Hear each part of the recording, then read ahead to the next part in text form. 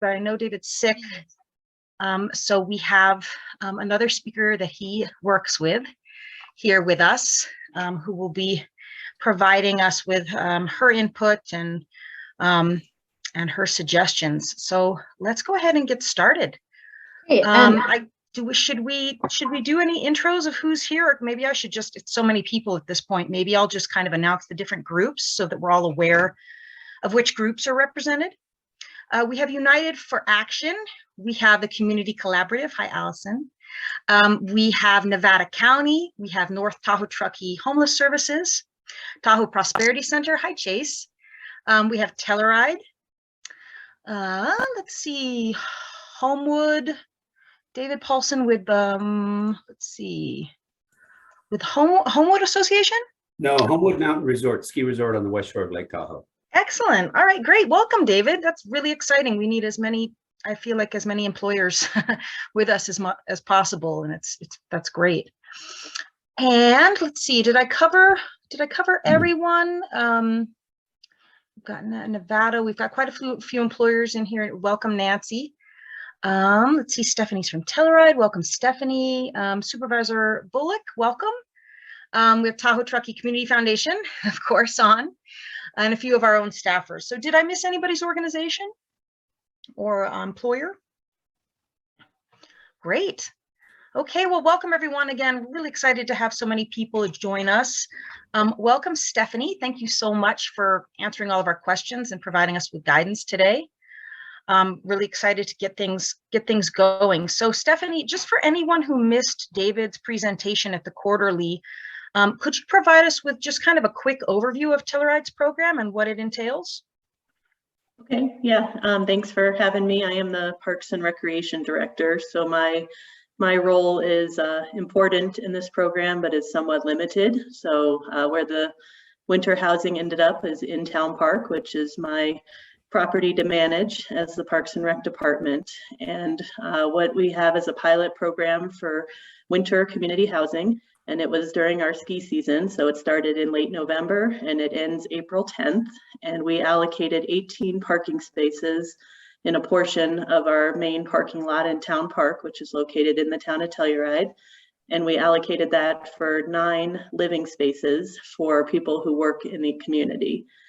We did spend a lot of time with program parameters and rules and regulations to try and address the potential impacts of coexisting temporary housing with Parks and Rec operations, park uses, and the neighborhood nearby. And I think I can say at this point, although the season's not done, that all that advanced planning paid off and that we had a good coexisting between different uses in a very busy location in town and in the park. So basically it was a community member who recommended the concept. We looked at a few different areas in Town Park. We do operate a seasonal campground in the summer, and that space was originally looked at, but it had higher impacts on our Nordic trails, would require more snow removal and plowing. And for that reason, I recommended the parking lot instead for logistical reasons. And we had some strict parameters of how they operated and encouraged use of our supporting facilities like a restroom shower facility in order to limit the impact of plumbing. We also installed electrical to make it safer so that they weren't running generators and using propane. So that's basically the program in a nutshell. Thank you, Stephanie. That's really helpful. And that included information that I don't think we actually got from David when he first spoke. So that's really, really helpful. I already have a few questions for you. I see, let's see, does anyone have a question before I start on mine? Just want to make sure I prioritize everyone else's questions over mine. Okay, so how you chose the land parcel. Was that something that was put forth by the community member, or that you all basically looked at maybe 4 or 5 potential locations and then honed in on one? So the original request was for the campground because it's called a campground. It seemed like a good place for people to camp, although there was the challenges with the winter operations. So that topic was discussed at my board, the Parks and Rec Commission, over a year before this concept got implemented. And there were concerns about that location. Then staff, myself, and my department recommended looking at the parking lot as an alternative. Once we recommended the parking lot, we did encourage our town council to look at other parking lots in town as well that might be underutilized, rather than adding more to Town Park, which is quite busy already. It was decided that Town Park was the preferred parking lot for a pilot program, since we had restroom and shower facility nearby. But I think it was a helpful discussion to look at other parking lots, both in the town of Telluride and in the region, but it never really went much further than that. Okay, great. Thank you. Okay, so you based it on all the different factors and qualities that you were looking for. That's kind of how you honed in on one particular parking lot. And would you say it's like a safe parking program, or would you say it's very different in that it's got such a limited number of people who have to prove that they're local workforce and it's RVs only? I don't know what that term is that you asked about. Oh, okay. Yeah, we looked into safe parking programs when the housing market was kind of really booming and people were kind of being turned out a lot. And my impression of what a safe parking program is that basically private property such as Safeway or a church would open up their parking lot for basically anyone to come and park who is living out of their car, because the idea is that there could be porta potties nearby, there could be security on site, and it would be safer for people to be near each other, especially in terms of like carbon monoxide poisoning. And we have, all the snow issues and people getting stuck in their cars, as I'm sure you all do as well. So it sounds like it sounds like a related program, but it might be a little bit more micro scale, kind of smaller. Yeah, much more structured. I think similar to your communities, we see a lot of people traveling, visitors in Sprinter vans and RVs, and that's not the intent of this program. I would say one of the downsides of the parking lot location was that it's very visible, and it has encouraged some illegal camping nearby of people who see an RV, so think, oh, this must be okay for me to pull over for the night and go skiing the next day. So this is very much a structured program meant just to house employees in the area who are qualified through our housing program. And I'm not well versed to speak to what those qualifications are, but they do need to show a certain number of hours worked in the county in order to be eligible to move in. And our tenants, there were 9 spaces, and about mostly each space had one person living there, but there are a few with couples. They all have dogs, which was definitely fitting a need. It's hard to find rental housing to begin with, and even harder if you have a dog. So there's at least one dog at every location as well. And they work and they lay low. I can say, because I work there and spend a lot of time in Town Park, you don't see them much because they're working, and Right. that's the purpose. Right. Okay. That's really helpful. So in terms of like a lessons learned, it's really helpful to hear that because it was such a visible spot, it does sometimes draw in folks who maybe think it's a free camping spot. So maybe if one were to duplicate that program, find something that's a little bit less kind of out there and visible, maybe a little bit, at least from the road and from folks passing through town and things of that nature. Okay. Yeah, I mean, we've used signage, and the Marshal's department helps us with enforcement, but it is quite visible. Okay. Helps with enforcement. Okay. All right. And then in terms of, oh, yes, Chase, you have a question. Go ahead. Yeah, thanks, Tara. Stephanie, you mentioned some concerns and actions you did to mitigate concerns around plumbing. That was something when we looked into this in South Lake Tahoe, that was something that came up quite a bit, is the fear that people would, almost overrun the bath and shower facilities at the community center. Can you talk a little bit more about that? So I guess the reason why we wanted to use our facilities as opposed to unit plumbing is we were concerned about freezing pipes and damage and actually having sewage on the ground and near the river and everything else. So from our perspective, we very much preferred that they use our facilities. We're pretty small scale. It's 9 spaces and mostly 1 person per unit. So it's not a super high demand. So it has worked well with our facility. It has not overrun it. We have provided 24-hour access to the shower facility so that people can go at all times, and we haven't had any issues with that. We did retrofit a section of the facility for dishwashing, which is something that if you don't let them use plumbing in their own vehicle, then you have to provide some accommodations for that as well. So we did incorporate that into our facility. But overall, it's worked well. We've had some increased utilities. We've had to increase our janitorial slightly, but I would not consider it overrun for our small scale program.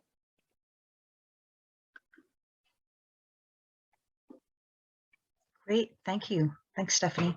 Okay, so in terms of next steps, that once you kind of looked at that location, and what was the next step? I'm assuming you had to develop a proposal to bring to town council or the board of supervisors. Is that right? Yeah, it was kind of several work sessions with council to determine how to structure it. Ultimately, staff, myself specifically, tried to define the parameters for them of what the size restrictions for the vehicles were, what the available space was, what the potential impacts were that we needed to figure out, how we were going to handle the displaced parking, snow storage, that kind of stuff. So from my perspective, it was very much the logistics. Council did weigh in on the rent, how much to charge for rent and what the qualifications were, but they tried to stick with existing program parameters for other housing rather than kind of recreating the wheel. Okay. And did you all have to kind of address the whole not in my backyard kind of NIMBY concerns that maybe surrounding neighborhoods and people who use the park during the winter, maybe any of that? So when it initially went in front of the Parks and Rec Commission for use of the campground and the impacts on the Nordic Trail, we did hear from our Nordic Center and how that would affect them. When we moved it to the parking lot, the neighbors were definitely curious to see what happened, but there was no public comment and opposition. I think it's hard to speak against housing right now. So I think everybody was supportive of the concept and kind of wanted to see how it happened. So I think we did a good job with doing it in a small scale, well thought out manner that we haven't had those impacts on the neighborhood, because there are neighbors right across the river and street from where these units are. And I do have a picture I can show if that's helpful at some point. That would be fantastic. Really, any info you can give us. So it went before the rec center before it went before your town council. So the Parks and Rec Commission is a recommending body to town council. So when it was first conceptualized by this community member, which was not this past fall, but the previous winter, pretty much once winter had already started, it was a little late to have enough time to plan something and implement it. And when I say that, it was still for this current season and the program that's in place. Council gave the staff the go ahead in late October, and we implemented it within a month. So that was an incredibly quick turnaround as well, but at least we were ahead of winter at that point. Wow. And would you say that you were able to do that in a month because it is kind of a self-sufficient program, just in that you're moving in people who have basically their own homes already done, and they're literally just moving into a space, maybe registering with the on-site supervisor, and that's kind of it? Is that why it went so quickly, do you think? It should have taken longer, I think. Okay. But we were on time and needed to make it happen. So there was some improvements to the site that had to happen. Installing the electrical pedestals for each of the spaces was a pretty quick process, but was about $30,000 cost to do it per code and everything. So that was an investment and something that took time. The application process and qualifications through our housing department was definitely escalated in terms of how quickly they handled it. Same with the leases through our legal department. So it's definitely more than a registration. It's they needed to sign a ground lease, they needed to pay rent, they needed to meet the qualifications. Early on, we were curious how many people would actually want to live in a small, because we only allow 25 feet is the maximum length. How many people would want to live in a unit that long and would be able to meet all of the other requirements? There was thought that we could have a lottery and more people than we have space for. That was not the case, but in the end, there were a few months of it catching on. It filled up, but we never got to a waiting list or anything else like that for the program. That really surprises me. I have a feeling if we had a program like this here, we would have a huge wait list, but maybe it's because of the qualifications and some of the parameters of the program. And so maybe it would be more manageable that way. So that's really helpful to know. All right, before I continue with Stephanie, does anyone have any questions? I don't want to hoard the whole thing. Okay. Okay, so you've selected your spot and you've developed a proposal for Parks and Rec, and then Parks and Rec gets on board and you then start working with town council to kind of ameliorate their concerns before it becomes an official proposal before them. Is that correct? Does that sound like the kind of? Yeah, Parks and Rec's involvement was more when it was going to be in the campground. Once it ended up in the parking lot, it kind of just stayed at the town council level. But if we had more time, then they might have been. And that's just because of kind of whose jurisdiction that area is, kind of like the parking lots for town council and the campground itself is more Parks and Rec. Not technically. I think because the impacts were less recreation based when it was in the parking lot. Okay, great. Town council. But in general, it sounds like you guys had cooperation. I mean, it sounds like everyone was on board and town council was really more about working with them as opposed to convincing everyone. Does that sound accurate? Yeah, I think there were a few people on council who just were curious whether there was anyone who was going to want to make use of this program and had an RV that they could bring into the park and meet the requirements. And so there was some skepticism on whether this program was gonna help the need. There was also a little skepticism just by a few of the short-term nature of it. And I'm feeling that right now of we're approaching the end of the ski season and these people have jobs and a few of them have actually applied to work at the park for the summer and they have to relocate and I don't know where they're going to go, but we can't have this and taking up 18 parking spaces in the summer. We just have way too much programming and needs for parking that it was never discussed for the summer. It always had an end date, but now we're approaching that end date and I'm curious where these people are going to go and hope they can stay in our community. Do you think that there might be a campground that's open to maybe integrating these RVs in with their current setup? I mean, do you think maybe after April there will be a transition for them? I know one of our supervisors has had some progress, at least in having discussions about summer sites, because they are kind of harder than the winter sites, it seems like, finding winter sites. She has had some success, it sounds like, in people being open-minded about eventually a campground maybe being opened up to, maybe it would be temporary again, it would be a pilot program so that everyone is comfortable with kind of what results and seeing what happens, as opposed to saying it's permanent, which then I would think triggers a lot more process. But do you think maybe there will be a campground that's open to a summer pilot program? Probably similar to you all, we're flooded with visitors and outdoor recreationists, more so than ever. So all of our regional campgrounds, including Town Park, because we operate a summer campground, will fill up for the whole season with short-term use within an hour of opening our reservations. Our Forest Service campgrounds are already booked for the whole season. So repurposing campgrounds that are overused for short-term visitor and locals to get out and recreate is hard for me to imagine. I do think in the summer there's a lot more public land for dispersed camping where these people could move their units and move around every 2 weeks or whatever the National Forest Service rules are in the area. So I think that dispersed camping will be an option for them. It's just not as secure as a more kind of long-term system.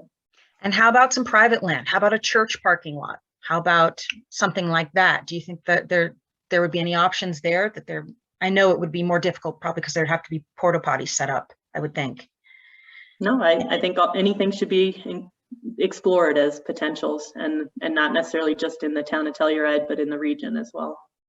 That's really helpful to tell us, though, that you had to invest about $30,000 for hookup for each of these entities, because if that's the case, in even looking at a pilot a site for a pilot program in the winter, it might be better to look at a site that would basically transfer over after April. That basically it would be okay for both the winter and the summer. And in that case, maybe looking at church parking lots is what we've got to first kind of look at. Maybe less public campgrounds, public parking lots, and more. Let's start with our nonprofit church community and see if there's any option there. Maybe. And kind of in terms of, are there any other lessons learned that you might, it's been really helpful to learn about the visibility too, but anything else you can think of that you maybe wished you'd done differently, or it might be easier now or come April to transition, anything like that? It's been pretty smooth, like it sounds like. It has. I was a bit of a skeptic going into it, but the fact that these tenants are hard workers and really lay low. There was thoughts that they were going to be partying into the late night and sprawling into other parts of the park, and none of that has happened. So it really seems to be fitting a need. I have a staff person who actually lives out there all winter and was the site supervisor for us. So it was nice to have that on-site management and kind of main point of contact. So it's definitely helping my department having him nearby, because I'm not sure where he'd be living with his dog otherwise at the moment. So yeah, it has worked out better than I expected. I think we probably will be suggested to continue it next winter, but those discussions haven't happened. We haven't really done a full analysis of the pros and cons and lessons learned internally yet. I assume we'll do that after the season ends. Okay, great. Great. And how did you choose an on-site manager? Was it someone who was already going to live there, who had the right experience, or someone who, like you said, was already maybe a staffer in Parks and Rec? Like, how did you guys select that person? The application asked if people were interested in being a site supervisor. He had expressed his interest, and he actually had experience doing that at a private campground near Jaquet, so nearby. So he might have been the only one who was interested. I don't really, since I didn't accept the applications myself, I don't know that for sure, but he was a good choice based on his experience. Great, that's really helpful. Okay, this has been really, really helpful. Claire, I see you have your hand up. Go ahead. Hi, Stephanie. Thanks for being here. 2 questions. How did you decide about the scope of the program? Why 9 units? And also, will there be a formal written evaluation at the season end that could be shared with us? So the available space is what kind of defined the scope of the program. So we identified a section of the parking lot that was separated from the rest of the parking lot. And that was the area that we had to work with. And we designated each space is 16 by 25. So it's 2 parking spaces side by side, and then a bit of a overrun area past the edge of pavement for like an overhang of a vehicle. So we took the available space and we broke it into 9 based on those dimensions, which allowed for a RV plus a second vehicle in most of those locations if they had a passenger vehicle along with their van or their RV. And then I'm not sure what type of report there might be on the back end of this. If there is anything written, I can work with David to share that with you all. I've got my own notes, but I think getting the housing department and the legal staff and all the other departments that helped out to collaborate on some kind of document would be good. Great. Yeah, and I got the impression from David that we could gather some of the documents from you guys to base any documents for ourselves. Qualifications, applications. I mean, that is also online. The application form obviously is online, and I could take a look at that. But you guys seem very open to helping us with any kind of templates, and I really appreciate that. Claire, did you ask your second question already? Or did you get your answer? Okay, great. Does anyone have any more questions before we as we keep going? I find this to be really, really helpful. I think in terms of our how we're going to move, I think maybe some of our partners might start to look at the church parking lots just based on what you said, this kind of issue of April coming and having nowhere for folks to go, and now they work in the area. They've always worked in the area, but now they're really relying on that. I'm trying to think of anything else that could come up that might be an issue, or other groups that were helpful maybe to just thinking, about who else might host or be the site. Are there insurance issues that we'd have to consider? Great question. Yeah, that's a great question. Stephanie, did you guys get any kind of insurance or? So we required, so there's a ground lease, so they pretty much need to sign it and indemnify the town for a lot of things. But then also we required that each vehicle parked there have to provide a copy of their insurance policy to know that the living unit is insured. And then also vehicle registration to make sure that they're legally registered as well. So between those three things, that was how the town tried to cover ourselves for the period of time. And then we just tried to minimize risk as well through the program. So I mentioned that we installed the electric. The main goal there was so that people weren't running propane and generators, which are annoying, especially when you're packed like sardines, one vehicle next to the other. But then also safety concerns with carbon monoxide, with fires. The town did issue fire extinguishers and carbon monoxide fire detectors to each tenant, and they were told to put that in their living unit. So that way we were sure that they had safety devices in place as well. Great. Thanks, Stephanie. Erin, you had your hand up. Yeah, thank you. This is so awesome. I just had a quick question. You mentioned that there were some concerns about kind of rowdiness or noise. How did you kind of combat those concerns of the community, or was it coming from mostly like kind of the people who are creating the program and then you guys kind of just saw how it worked? So I think it was more just people wondering if it might go that direction of late night parties. And then back to that, we were trying to structure the program in a way that would minimize potential impacts. We set quiet hours between 9 p.m. and 7 a.m. We also said that any outside use by the tenants had to be within their designated area, which once again is 16 by 25. So there isn't much space to set up lawn chairs and grills and anything else. So between those two factors and the fact that these people work very hard in our community, it just turned out not to be an issue.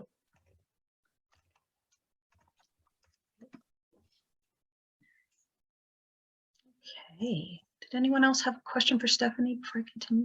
Okay. All right, great. I'm trying to think of what else we might need to know. Oh, other parties you worked with, other than who were involved and were maybe helpful. Was there any resistance from local police departments, or did you find them to be cooperative?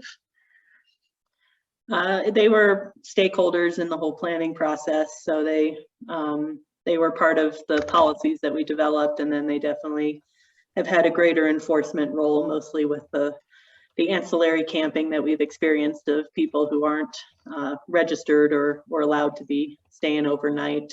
But they definitely were on board with giving it a shot. The fire department wanted to be sure that we were taking safety seriously. So that's part of why we have the detectors and the fire extinguishers and limited propane use. Our building department did not get very involved, although they are concerned about snow loads and other stuff on these temporary vehicles. But once again, they all are individually insured and not the town's responsibility. Our planning department had to be involved because we were near the wetlands. So we needed to get some wetland exemptions for the electrical that we installed. So mostly town departments, and then I would say the fire district would be the main outside entity that we worked with. Do you think you would have had to involve your planning department had there not been wetlands nearby? In terms of zoning and stuff, they wanted to weigh in on that, and if this became something long-term, they might need to weigh in on that as well based on zoning regulations. Once again, not my expertise, sorry. No, you're doing great. You're answering everything. You seem like an expert on it. That's great. Okay, so those are some really key stakeholders. Okay, wonderful. Any kinds of hurdles you guys faced that would be helpful for us to know about ahead of time? Anybody you wished you'd worked with, any particular department, or some kind of piece of research you wish you'd done, something you wish you'd done differently? I don't think so. I guess I've stated it a few times, but building a program that works for the location and for the other uses, and then seeing that people can comply with that program because the need is so high right now, was encouraging. I think there was some concern that we were going to be too restrictive and therefore nobody could meet the requirements of a 25-foot length living unit or the hours worked or whatever else, or the rent that we asked for. But there was enough need that people were able to work within those restrictions. And your rent was about $300 a month, I think David said. That's Correct. pretty, yeah, that's really low. Jasmine, you had your hand up. Go ahead. Hi, Stephanie. I don't know much about the Telluride community. Curious what other jurisdictional, I know you referenced town jurisdiction. Was there county and other unincorporated areas within Telluride, or what does the community look like? So Telluride is probably about 2,500 now for year-round population, and it's within San Miguel County. And then there's the town of Mountain Village, which is a nearby community, which is where the ski area is based out of. And that's a smaller community, more like 1,000, I think, maybe slightly over that. So when town council was looking at alternate parking lots, when it kind of was headed the way of parking lot use, I know the county was brought into that discussion, talking about some of their parking lots in the county, but none of it really gained any traction for this winter. There was no discussion about it happening up in Mountain Village, to my knowledge. Okay, wonderful. Well, Stephanie, I know we're going to try to get, I'm very interested in the proposals that you, someone else, David, did you have your hand up? No, he's just listening. I thought I saw his hand up. I'm hoping we can take a look at what proposals you all kind of put forth, official proposals to your town councils, because I have no doubt that finding some appropriate locations the folks in our group would be very good at. But I think it's kind of that next step of developing whatever documents and information are needed to kind of assure all of the parties who are affected that it's going to be a safe program, a pilot program, that it's going to work, that it's very needed.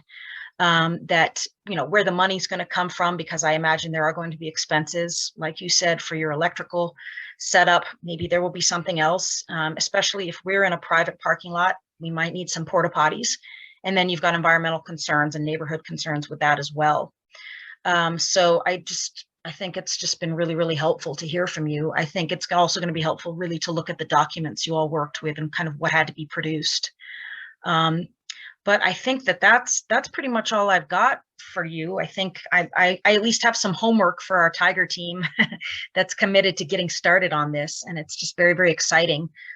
Just so you know, one of our employers, Palisades, actually just got a van life program up and running. They evidently, along Highway 89, they've been working with the Forest Service, and they got a special use permit from the Forest Service and kind of have been working with them to start something for their own employees. So I think we probably have a lot more leeway with private land. Obviously, we don't have as many, hoops to jump through, but at the same time, obviously those who own the land would want to prioritize housing for their employees. So that's kind of why we'd want to look more to maybe the nonprofit community, church community, and folks like that who have parking lots. But we do have an actual, employer who's put a van life program into practice and moved people in last week. So it's pretty exciting. We know it can be done in our region.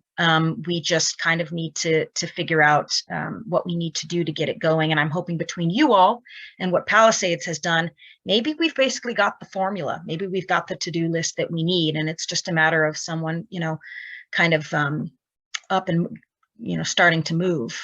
Jasmine, did you have Yeah, I was just, do you have any more details to share on that, Tara? It's like, we're like hearing like little pieces of all this information. And I know that I've heard something about maybe Hardy Bullock, maybe doing something with the RV park. Any information and clarity on what is happening right now would be really helpful.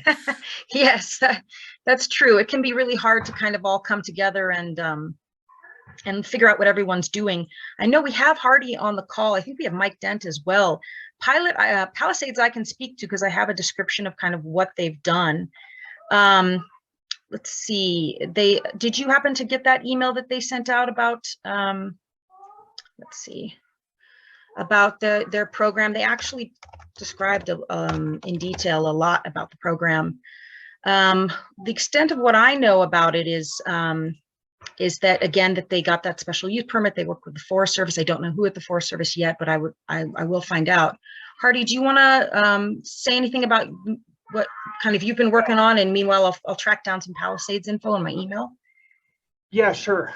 The van life piece is kind of split into, I think, and most of the folks on this call probably already know this, but safe parking and van life are kind of two different versions of it.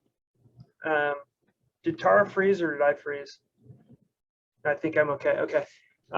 So the concept that I've been talking about is with Sugar Bowl.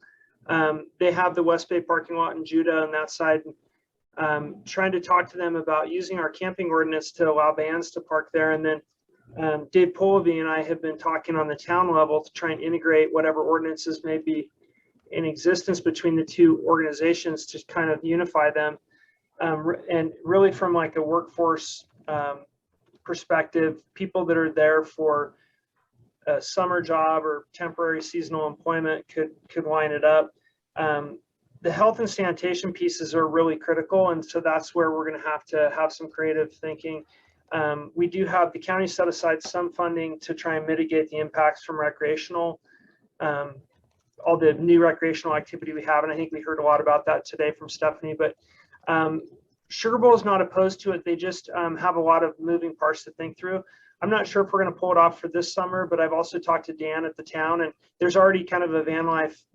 If you go down by the rail yard, you'll see them there. They're already there, right? And so my piece is that we already know people are coming. It just depends on how we're going to handle that impact. So we know that they're coming to Donner Summit. They park there all summer long. They park at the PCT trailheads and other places. Just trying to find a responsible and compatible place to park them, and then try and fund some temporary pieces until we can get the infrastructure built. There is a campground on the west side of the summit, a little further down the road, that is off and on for sale. And so that poses some interesting concepts for doing more developed type seasonal camping. But there's other places that we've been talking about, other potential areas we've been talking about. So that's kind of the update on that. Great. Thanks, Hardy. That's really helpful. I did find that email about Palisades, Jasmine, and I forwarded it to you. And just a little bit more info so I can read it to the other folks here on the call in case they're interested. It was an opportunity that was pursued for those team members already at Palisades who had chosen to live full-time in vans and RVs. As I mentioned, they did obtain a special use permit for the Granite Flat Campground on Highway 89 because they felt that it was a safe and close enough place for folks to park and live during the winter. And I will just tell you, as someone who has dealt with special use permits in litigation before, they're very easy to get, to apply for and get. They had 23 spots available. They started accepting applications on around March 10th. And then that same week, they were hoping to basically move people in. So it sounds like the time period between accepting applications and moving people in was very, very short, very quick. Their lease space is valid until April 13th. So that's very interesting because that's what Stephanie is telling us about Telluride as well. It's a kind of just until April kind of deal. It's a 6-week permit as a pilot program with the hopes. However, they have already spoken with the Forest Service that if it works out, that it would become a future program that's permanent and provides the accommodations to their team members for the winter seasons only, for future winter seasons. They do have an on-site host. That host is responsible for maintaining the facilities, including the restrooms, ensuring that the roads are plowed, and ensuring that the area itself is available to support the campground residents and peaceful. All of the residents are required to have their vehicle inspected, approved for safety standards, and similar to what Stephanie was saying, everyone has a mandatory smoke detector and carbon monoxide detector as well in there. They are not permitting car camping at all in the program. It's literally just limited to vans and RVs, and those that have basically outfitted their vehicles for safe winter living. And I think that's probably how they make sure not only everyone's safe, but liability issues are managed. Ultimately, Palisades has the goal and has been very open with the Forest Service that their goal is to provide them with a permanent spot, a protected place where they can live together as a community, especially because van parking can be so difficult to find during the winter in our region, obviously. So that's basically what I've got. And like I said, I forwarded this to you, Jasmine. I can send it to anyone else who's interested. I can send it to everyone who attended this, speaker event. But it's really exciting that between what Supervisor Bullock's doing, Palisades has already done, what Telluride has already done, that we may have some hope here and we may be able to learn from any mistakes from folks that, are finding themselves in a bind now or wish that they'd, as Stephanie said, found a less visible spot that folks coming through town from the highway maybe could see. So I'm really hopeful. And I do think the first step is for us to propose maybe some private parking lots that might be viable, and of entities that might be on board to help us with this. So unless anybody else has questions for Stephanie, I think we can break early, or anything else they want to talk about in our brainstorming session. Tara, curious, you referenced setting up the Tiger team meeting. Do you have an idea of when that would happen and kind of frequency? I'm going to set it up as soon as I get the homework back. So I'm sending you all right now. I wanted to wait till Stephanie spoke to us because I wanted to find out a little bit more about lessons learned. And now that I have a good idea of kind of what we need to put together in order to even get moving, I'm guessing that it's going to be next week, unless that doesn't work for any of our key members like you, Jasmine, in which case I'm just going to base it on your availability, basically. But I'd like for us to get moving.